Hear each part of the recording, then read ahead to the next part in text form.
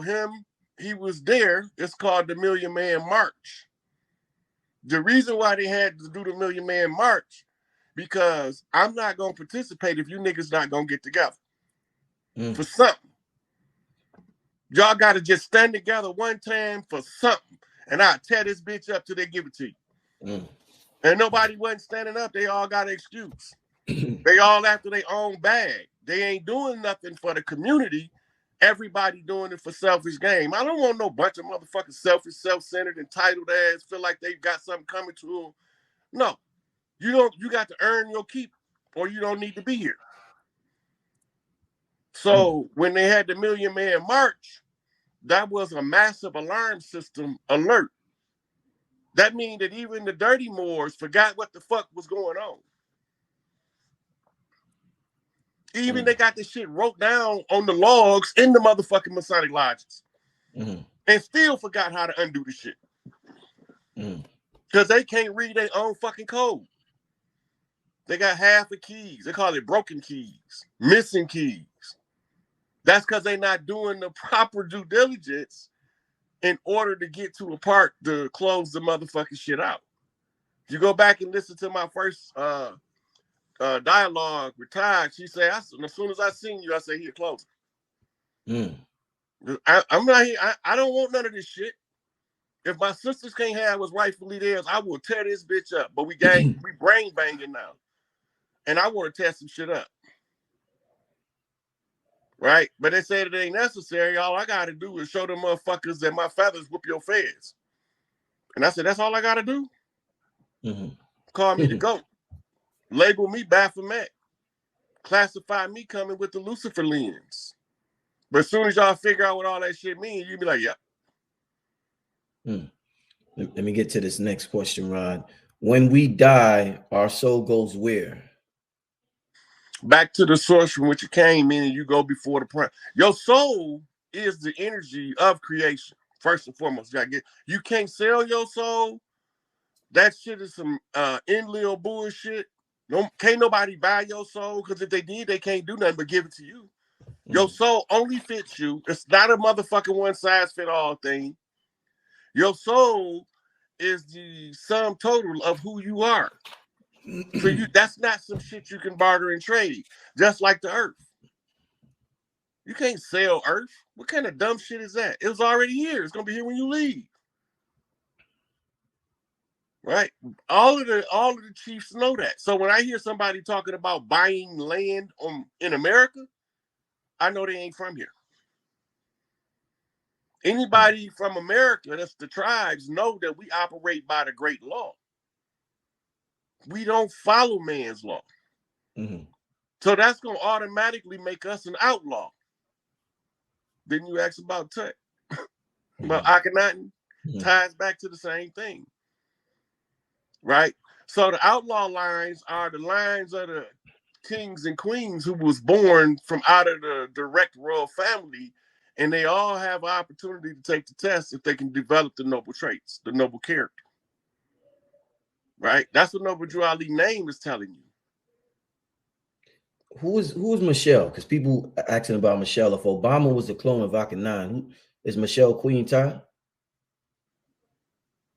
I don't fuck with Michelle like that, dog. There's more than one Michelle. One of them ain't no fucking woman. And there's another one that's a woman. And she's the one that was trying to get those girls out of the sex trafficking industry that bought them as her children. That's what that was all about. And they used the other one with the equipment, with the masculine equipment. I just never, that motherfucker always looked funny to me. I couldn't understand why nobody else didn't notice it. They told me I was hating on the black lady. And I was like, really? I guess y'all don't know Stallion is a man. I ain't going there with you today, Rod. I ain't going with you today, Rod. Tell them to research Joshua P. I don't know nothing about that. I'm just saying, if the chief can't see a male horse from a female horse, he don't need to be in this position. Man, I know what a stallion is, and I know the mares run the motherfucking town. If you don't know the difference, then I feel for you. Was Jamaica a special location in the old world? All of the islands was revered by the peoples of the mainland. We will tear some shit up about them islands, but we all got invaded together. So this is how we used to work between North and South America and the Central American islands. Once the islands was developed, the big mamas from the mainlands would send what's common to us, but rare to them, to the islands. And the families go on a retreat there, present the big mama of the island with the gifts. And then they send us back stuff that we would call delicacies from the island that we wouldn't otherwise see on the mainland. Right? So that's how we paid for that, for their hospitality and their receiving us with open arms. If you go back to the Christopher Columbus story, they'll tell you soon as the boats got to the land, they came bearing gifts. The natives came bearing gifts. This is the custom. Mm-hmm. And then he came with a contract, and we ain't been right ever since. Mm-hmm. Mm. Let's get to the next question. I just seen it. Where did it go? Damn, I seen the question. I don't know where it go. While I look for this question, Rod, you mentioned, I'm gonna ask you one earlier. You mentioned black goo. I forgot what we was talking about, but you talked about the substance black goo. Could you elaborate on what this black goo was that you talked about a little earlier? Yeah, it's Anunnaki nanotech. It can be passed on genetically because it's created between the third and fourth dimension. So it got a different set of properties. If you go to the Qigong healers, they'll tell you they've been seeing this a lot. A lot of people was breaking free from the black goo. Right? But it's a very specific nanotechnology that creates what's called sentient metals. And they come in and they ride on your DNA. And that's how they keep you from accessing your chakras. But now the solar rays is designed by Enki that when the human body starts going into the Aquarian cycle, the black goo will start to lose its potency on the human being because we're starting to upgrade in our power. It won't work no more. We in the process now where before the energy healers couldn't see it. Now they can see it. Okay. Let's get to a super chat question. Are you familiar with the concept of creating your astral pyramid? That the same way the Bible talks about a mansion in heaven. So it's not a pyramid. Your astral, what he's talking about, it's the same as Metatron's cube. That's your Merkabah. Merkabah, okay. Yeah, I thought it was right. That's your Merkabah. That's the energy ship for you to travel to other galaxies and universes when you leave the physical avatar of the body. You have to use your mind to create the Merkabah in order for it to transport you. Remember, I was telling you in some places you could think of the blueprint and tell the metal to do it, and it'll just form it. It kind of work along the same principles, but you designing your own light ship. It's made out of bending rays of light into conscious mind with the conscious mind tapping into the subconscious. Okay, let's get to the next question. Okay. Has Rod ever heard of Kimberly and Gauguin from Life Force? Gauguin from Life Force. I don't know. I can't say I have. The name written looks familiar, but I be reading so much stuff until it comes to necessary.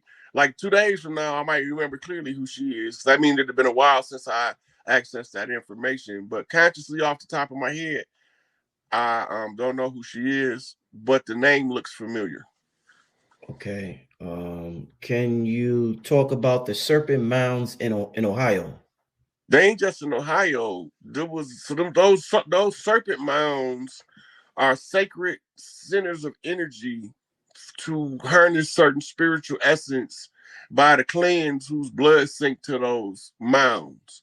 All of the mounds that you see on the planet, all of the pyramids and what you call megalithic structures that was made by man are all genetically synced to a bloodline of one of the original 12 daughters of Isis.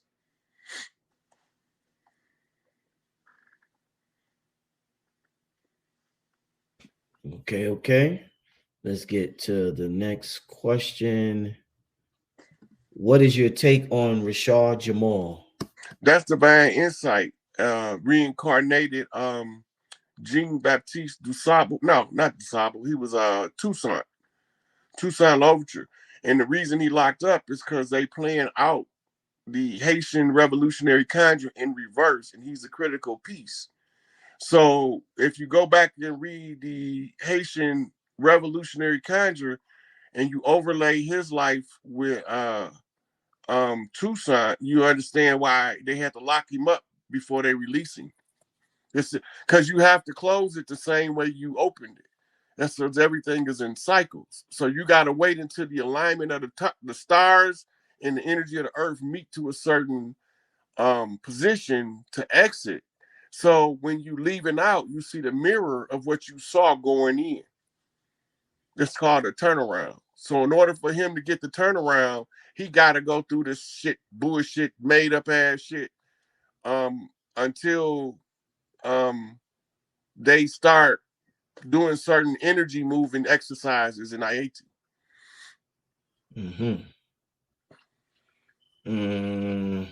Let's get to this question. Is there a link between the Gullah Sumerian goddess and the Gullah Geechee of the Carolinas? I wouldn't say it's a direct link, but they could be bloodline relatives, but I don't know if the name is betraying that. Because Inky had children with multiple earthborn women all over the planet. And that's one of his tribes that's in the land of Tahuti, is the Gullah Geechee. And you got the Gullah Geechee, the Getty Geechee, the Gullah Getty Geechee. They're all different tribes, but that's telling you they point of origin. I don't remember reading about the Gullah Sumerian goddess. So I have to go back to my tablets and review that in order to give you a definitive answer if they're related. Okay, next question. What are rainbows in the sky? My daughter always sees them before me. Rainbows in the sky. Those are refractions of light from the mist and the rays of the sun um, reflecting off the water in the atmosphere. The density of it or the curvature of the upper atmosphere makes it look curved, right? But if you follow the mist, you can find the end of the rainbow. And they write about it biblically as the sign of an eternal covenant because they always been here, they're going to always be here. So the rainbow being a symbol for the permanent covenant or the eternal covenant, which is that the women will always have first right to the earth rights. And now we going back to honor that. But that's why they use the rainbow as a symbol of an eternal covenant, right? Because they always been there ever since the dome or the atmospheric structure looked like it bends the light. Okay. Your daughter might be an indigo too, because she could see them. Remember, I was talking about the spectrum of light. It worked with the rainbows too. Sometimes she could be tuning the father in to the spectrum she on by making him see the rainbow, because he might have to look just his eyes just slightly off in order to see on her frequency. So she'll see it first. And she might be an indigo because she can see a broader spectrum of light than the average child. Okay. Do we incarnate in every age? No. Only the masters, like, I'm only going to come back when it's like, I'm the last resort. Normally I come back, they don't wake me up. They don't want me in this shit. Right? So most of my past lives, I never woke to who I am like I am now in this life. But we don't always reincarnate in every age, but we will reincarnate in every cycle of ages, which is a 24,000 year loop. And you can reincarnate at different periods. You could skip a whole age and be in every other age, the other 3 ages in the cycle. Okay. There's some good information here, y'all. Damn, the chat moving so fast, y'all. I'm happy y'all. Okay. Why I only see spaceships in the dream world and not my day-to-day? They talking to you in the dream world. Don't think because you don't see them in your day-to-day that that's any less valuable than seeing them in your dream. Some people don't get that lucky. Right? So your dream self, which is your higher body, when you go into the dream state, you're either going to travel for studying, most of those are masters, or you go on the life review. Mm-hmm. The life review come in as abstract, is based off your emotional triggers and have you learned from the last time you fucked up. And then your dreams will start telling stories that you're supposed to learn from. But we've been taught to disassociate the dream world from the physical world, right? But the spaceships in the dream world is the same as seeing them in the physical world, technically, because they're between the fifth and the fourth dimension at that point, which means in the 3D world, they just out of your visual spectrum of light. Okay. How do we access the Akashic records? So you can access the Akashic records through meditation, but it takes years of meditating. The Akashic records is not really what you want to access unless you're trying to do the work that I'm doing, trying to get the whole earth back to the women. But normally your book of life will tell you everything that you need to know, because before you take physical form, you put it in your book of life at critical points what you want to happen to alert you to certain information. Right. So the high masters read the Akashic records just like reading off a chalkboard. It's like holographically in front of them. Some of them emotively, they can read their emotions so well they can put them in words. Those are called poets. Mm. Wow. What is the purpose of twin flames, Brother Rod? The twin flames is really it's really no true such thing as a twin flame. But you got what's called a promise, which is your counterpart that's you made the agreement with to aid and assist you in finding your balance in the earth realm so you can get your faculties and remember who the fuck you is.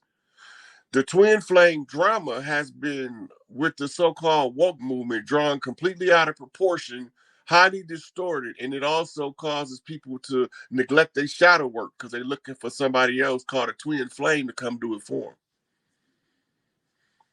But you're supposed to be soul groups. You come in a soul group. Your soul group emerged from the essence that you emerged from at the same time you did.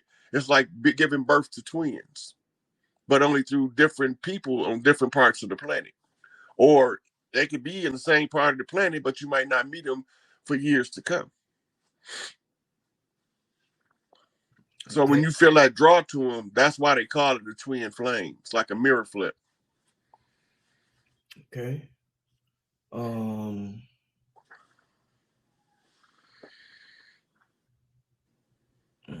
Trying to give me 1 second, Rod. Give me 1 second. All right. Can Rod talk about Haile Selassie and Rastafari? Haile Selassie of the Earthborn, Malachi wrote a book called Haile Selassie the Christ, where he gives his whole lineage. And the reason he did that, so he can prove that Haile Selassie wasn't from Enlil's in line. Once he proved that he wasn't a so-called,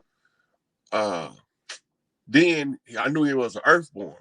He reincarnated in the guy named Hermes Ashkadon. That's who he reincarnated as.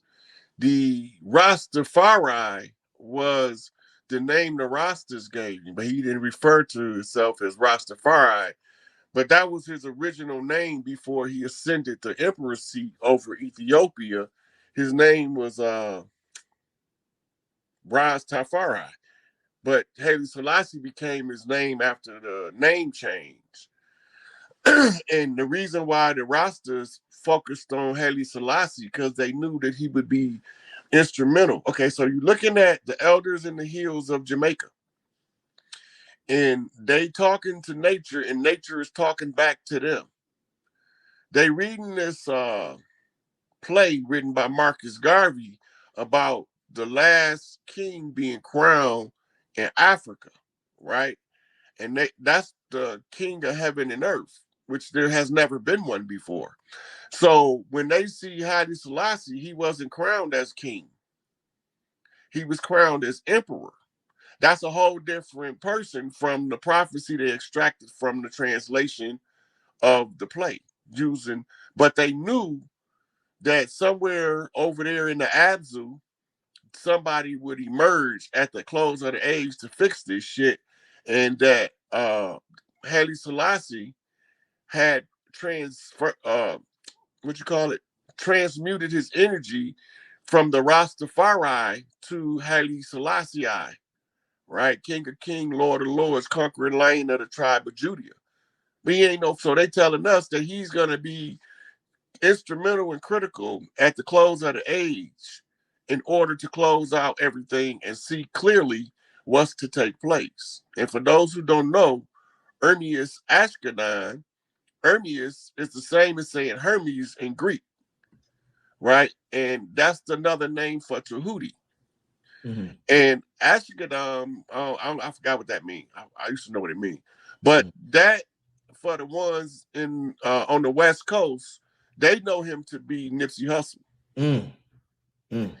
Right? So if you go back and you study Nipsey, you'll see he had a meteoric rise and then he disappeared. They say he got murdered.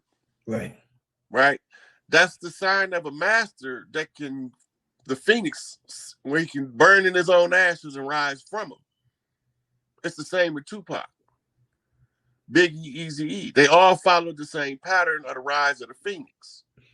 That's because they was all chiefs on the land working to aid and assist in the closing of the conjure at the close of the age, because didn't nobody think that anybody would be able to do it. So all of the masters are in America right now. And you know them as historical figures, but those people have reincarnated to make sure this shit get done right.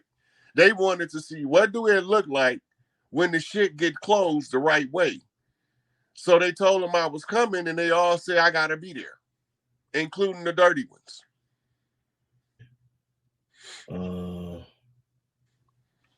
And who told y'all Dick Gregory was dead? Did anybody see his funeral? I think Dr. B. Sirius was at his funeral. Mm-hmm. Did he check to see if that was a mummy, a wooden figure, or that was really Dick? I don't think so. I'm not sure. Because I got the message today that he don't say be firm. There you go again, Rod. There you go again, Rod. Tell me how much sense this make. They say this man just had a heart attack. Right? He been a vegan for most of his life. So he don't got no plaque build up from polyunsaturated fats from eating bovine meat and pork. He don't got high cholesterol from eating unsaturated fats and bovine beef. Right? So his system would look like any 30-year-old system because it hasn't been abused. So what make you think he just gonna have a heart attack and die? Huh? Trying to tell you something. You hit him with the hood. Huh? Don't ask me what, you stupid or something? Are you stupid? Huh? Are you stupid? That's how he Stop falling for every goddamn trick they throw in the book. Everybody they tell you dead ain't got to be dead. This is a world, it's a big place. They can hide motherfuckers anywhere. Some of them be hiding in plain sight and y'all just don't see them. Sometimes I point them out just to prove to y'all that I know what the fuck I'm talking about. But most of the time, I just overlook Shock G. Digitally underground. When you hear the ring, a lot of people are interested in the ringing in your ears. When you hear the ringing in your ears, is there anything specific we should do? All the instructions follow the mass ringing in the ears. That's why they've been trying to prop it up to be some kind of medical disorder. So you would try to run from it when it happens. Ain't no escaping it. You're going to be scanned by the elders for genetic health. That's what that's going to be. They're going to be reading your genetic health, and then they're going to be reading your spiritual reservoir. Your spiritual reservoir tells them how much self-work you did to be able to ascend. If you ain't do your shit, then Earth will disassociate the synchronization, and all of those people are just going to be... I've been telling them this for 3 years. They just think I'm crazy. I don't know what I'm talking about. That's why all of them got to leave for a period of time. It's going to take about 12 years for anybody that don't belong on the earth to be able to come back in, because she's going to send out a frequency.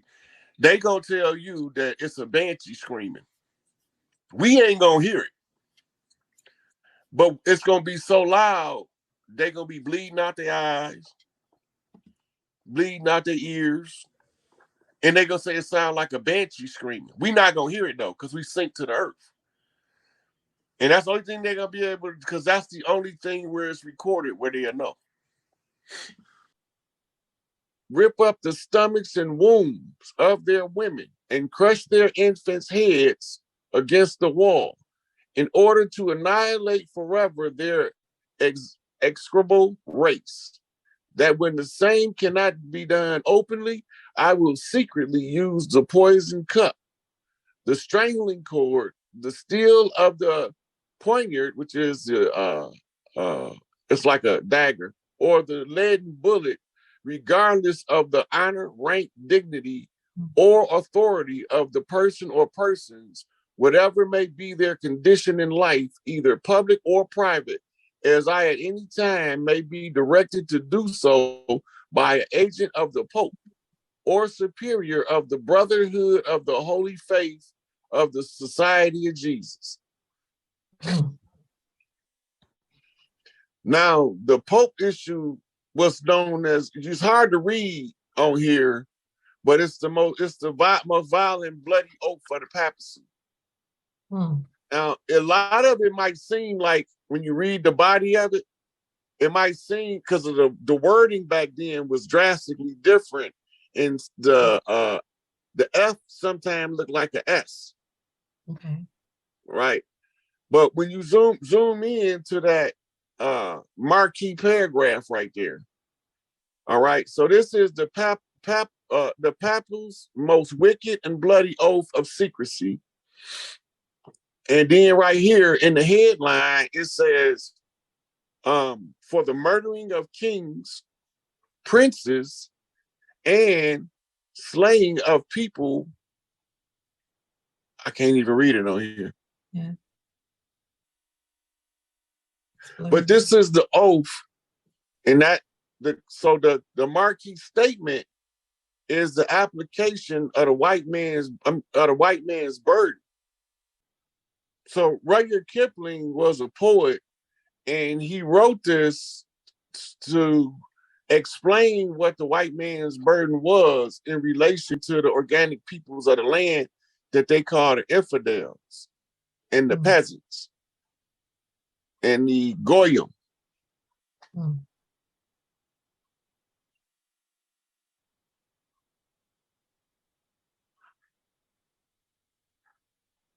He was a good friend with Cecil Rhodes. And Cecil Rhodes, Rudyard Kipling, was good friends with Cecil Rhodes. Cecil Rhodes was given the army by, I think it was the Dutch, to settle the Congo, settle the African Congo. That was part of the scramble. See what them dudes in the barrel? That's it. So this is a poetic description of the white man's burden. In order to understand the white man's burden, you need to know who in the hell is a white man. Right? Because when they first came over here, they was melanated beings, but they called themselves Dutch, Portuguese, French, Englishmen, conquistadors, which were Spaniards, and they called themselves blackamoors. Right? So right here, zoom in a little bit more, Elder. This is a Black's Law definition of a free white person or a white person in law, right? It's a free white persons referred to in Naturalization Act as amended by Act of July 14th, 1870, has meaning naturally given to it when first used in First State 103, Section 3, meaning all persons belonging to the European races then commonly counted as white, and their descendants, including such descendants in other countries to which they have immigrated. It includes all out the gate, more or less intermixed with people of Celtic, Scandinavian, Teutonic, Iberian, Latin, Greek, and Slavic descent. It includes Magyars, Lapps, and Finns, and the Basque and Albanians. It includes the mixed Latin, Celtic, Iberian, and Moorish inhabitants of Spain and Portugal. Those are conquistadors they talking about. When they say Moorish inhabitants of Spain and Portugal, this is your conquistadors, right? Hold on, I gotta find my spot. Right here, the mix. The mixed Greek, Latin, Phoenicians, and North African inhabitants of Sicily. For those who don't know, after the wars with Hannibal, they exiled all of a sizable portion of the melanated population to the island to try to stamp out the Etruscans, which is the Moors in Italy, right? It says, and the mixed Slav, which means slave, and Tartar inhabitants of South Russia. It does not mean Caucasian race. Caucasians are white people. It don't mean Aryan race. Aryans are Hindus, Vedics, or Indo-European races, right? Indo mean ancient Europeans. Neo mean new Indo-Europeans. Nor the mixed Indo-European, Dravidian, Semitic, Mongolian people who inhabited Persia. This is the ones that they passed off as the $5 Indian, right? A Syrian or Asiatic birth and descent will not be entitled as becoming a naturalized citizen of the United States as being a free white person. So now they told you exactly who they is. Now, if you know who they is in history, you know who they are today. It's a clear as day that it does not mean Caucasian race. It does not mean Aryan race or Indo-European races, nor the mixed Indo-European, Dravidian, Semitic, and Mongolian peoples who inhabited Persia, which is the Middle East. A Syrian and Asiatic birth and descent will not be entitled to become a naturalized citizen of the United States as being a free white person. Everybody else is by default subject to be classified as black. And black is a chess term, right? So type in on the Google, who moved first in chess? The pawns. You can move the knight though. The colors is moved by color. Oh, okay, all right. Oh, shit. The white always go for. Unless you're playing roster chess, you can turn that shit around. Yeah, Attack the attacker. Yeah, right. Alchemy. Hey, also to add to on that slide you just went over, when you think about what he's talking about, think about the movie Avatar and how these Caucasians use people that look like the natives, but they wasn't the natives. They came right, they looking like this. Avatar suits. Yeah. That's what the movie is about. Pocahontas. It's the Pocahontas storyline. Go ahead, Rob. Yep. So the well, I tell you, look up again. Yeah, damn, my bad. You said look up who moves first on the chessboard. Yeah. Okay, all right. Thank you. You're welcome. Ooh.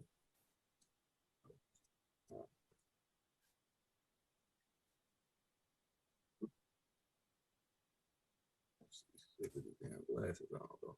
White man. Ah, shit. Oh, right. Wow. Read what it say. Dang. They went hard on that. In all international and public chess matches. The tournament, however, it is the rules for the first player to have the white man. Damn. Thus, there was a growing consent that white should move first. What? Wow.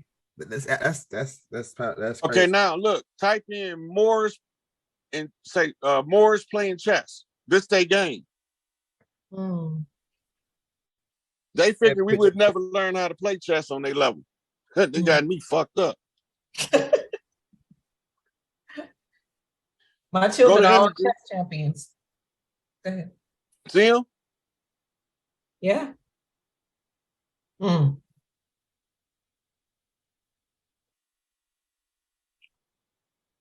The next thing after we look at this, these Moors playing chess, I need you to pull up on YouTube Mash Speed Mama Bear. This they game. Mm. I don't see no pale faces, but I sure see the white man, right? Because they're the ones that attack. They are the offenders. Free white man. That's why he's a free white person in law, because the law don't apply to him, because he's the one that's the wielder of law as the tool of oppression. Okay, now pull up my Mash Speed Mama Bear on YouTube. While you're doing that, Brother Hayes, I need to make a statement and have you to say something about it. Dr. Francis Cress Welsing talked about the chessboard and how the white pieces always move first, and therefore they're in offense, and the black people move second, which means that black people are in defense. But now I don't know if she was actually saying what I'm about to say, or we just assumed she was talking about Caucasians moving first on the chessboard, and the so-called black people, or us melanated people, are always in defensive mode. You ever seen her husband? I heard he was German. I heard that's where the name Welsing come from. I don't know if that's true or not. Anyway, she know what was going on. The ISIS paper, Keys to the Colors, is the name of the paper. Yes. Okay. Wow. She's telling you that the chess game, the mover as the attacker on the chess is. So she was essentially telling us what was going on in codes. Yep. All you had to do was know how to match the keys up. Thank you. Thank you. Decolonize your mind. Now in here, this is the elder Mama Bear speaking from 7 generations back, telling us the message that she got off the Mama Bear line. And the message was that the black people, the ones that look like us, had to go in to be treated like the other people that look like us. The same. Both of us fucked up. But they was the ones behind the scenes controlling it the whole time. Let's rock. The dirty Moors are the ones behind the scenes. This is a message from one of the elders in the community. Now notice she said that we made agreement to do the slavery thing. Slavery is a misnomer. It's a cover story to conceal the kanji. Prisoners of war. Yeah. So go type in David Walker's appeal.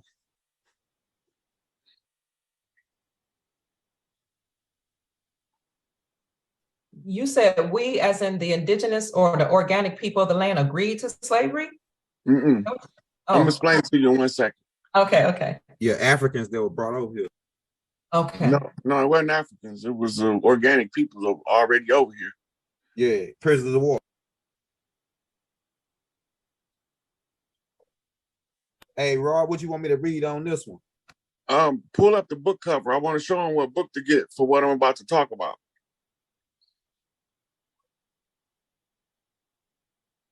Which one you like, Rod? The one you got is fine. Okay, so David Walker was one of the chiefs on the land, and he noticed an anomaly, right? And the anomaly was, it was some people that looked like us that was in bondage on the land. He wanted to know who they was. So he wrote the David Walker's Appeal.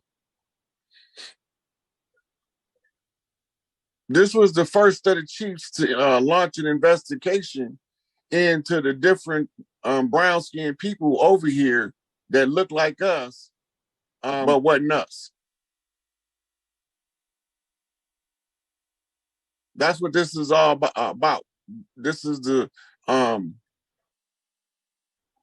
discourse of one of the chiefs. He put it in the public domain for the rest of the chiefs to get it. Now, Dr. Pruitt just asked, did we volunteer to go into slavery? We went into a conjure war. Slavery is the cover story of the conjure war. It was never true. It was the artificial history, because remember in the George Washington Challenge, they were supposed to treat us harshly for 200 years, and we don't even know what side of the water we originate from. The slave narrative was to try to convince us that we ain't from this land, and then the dirty Moors would say, see, I told y'all we the chiefs over here. So the challenge was fezzes versus feathers. I sent you a picture of E40. Can you pull it up? Are you saying that the slavery narrative that we were taught is not what happened? Is not true? It's not true.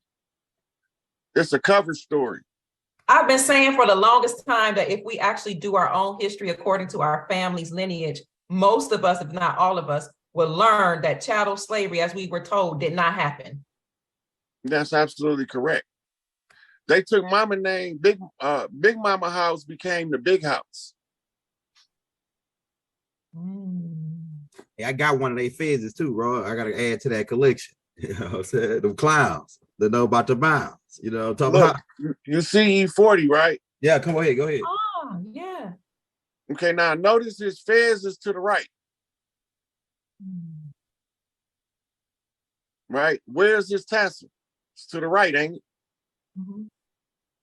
Mm-hmm. That's because he bumped the Moors for the fez. And the one that he bumped for the fez was high ranking. He was a king. That's why he's wearing the lion pelt. Gonna come into America is your reference. When you say bump the Moors, what does that mean? Okay, so the chiefs is paired up in a debate of knowledge, of culture, morals versus dogma. If he don't fall for the dogma and stand on his moral principle, he can't be deceived. If the Moor failed to convert him, then he bumped the Moor for the feds. If the Moor convert him, the Moor bump him for the feathers. Right?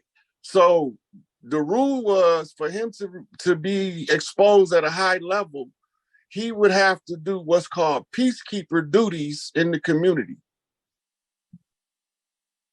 So when you go to the Bay Area and you ask about 40 water, right? Utmost respect. He's passed off as a rapper. Mm-hmm. But he's actually a social advocate for gang peace by talking to the OGs from both sides to teach the YGs the proper interactions with each other to keep the COINTELPRO operation neutralized in the Bay. So without me ever talking to E40, we did flips the other day, and E40 came through on the flips in the Bay as the one maintaining the relationship between the clans. And then somebody sent me this as a receipt. You're saying the Bay Area as in California? Yeah. The Bay, okay. Yeah. So even though he's a musician, the musician is the cover story that allows him the luxury to enter into different communities and talk to different elders under the pretense of, I'm just an entertainer. Right? So then what did he do? He wrote something called his Pimptionary of Language.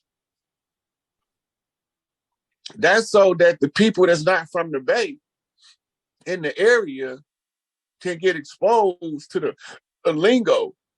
Only he exaggerated